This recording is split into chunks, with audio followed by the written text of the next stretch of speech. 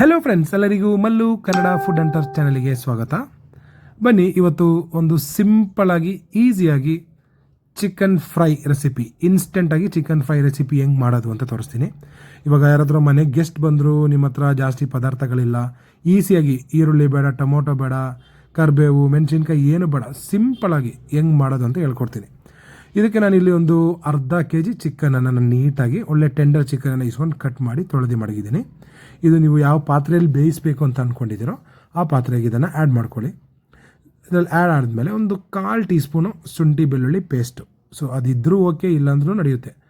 1 tea spoon ಅರಿಶಿನ ಪುಡಿ, 1 tea spoon ಉಪ್ಪು, ಇದಿಷ್ಟನ್ನು ಹಾಕಿ ನೀರು ಅದ್ರ ಜೊತೆಗೆ ಸಮವಾಗಿ ಹಾಕಿ ಚೆನ್ನಾಗಿ ಕಲಿಸ್ಕೊಳ್ಳಿ.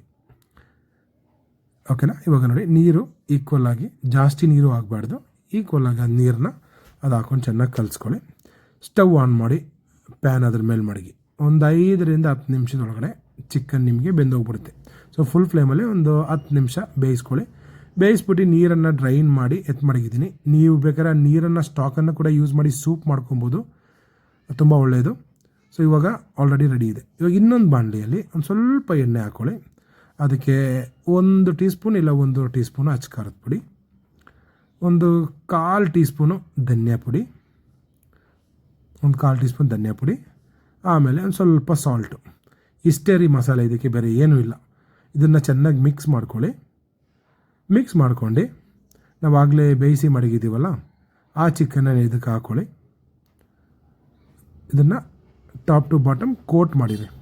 ಅಷ್ಟೇ ರೀ, simple easy and instant chicken fry ready ಆಗಿದೆ.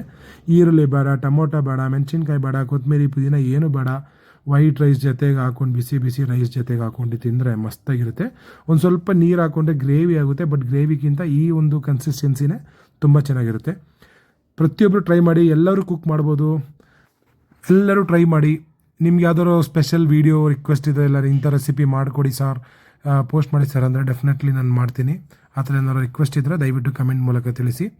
ನನ್ನ ಚಾನಲ್ ಇಷ್ಟ ಆಗಿದ್ದರೆ, ವೀಡಿಯೋ ಇಷ್ಟ ಆಗಿದ್ದರೆ ದಯವಿಟ್ಟು ವೀಡಿಯೋನ ಸಬ್ಸ್ಕ್ರೈಬ್ ಮಾಡಿ, ಶೇರ್ ಮಾಡಿ, ಲೈಕ್ ಕೊಡಿ, ಕಮೆಂಟ್ ಮೂಲಕ ತಿಳಿಸಿ.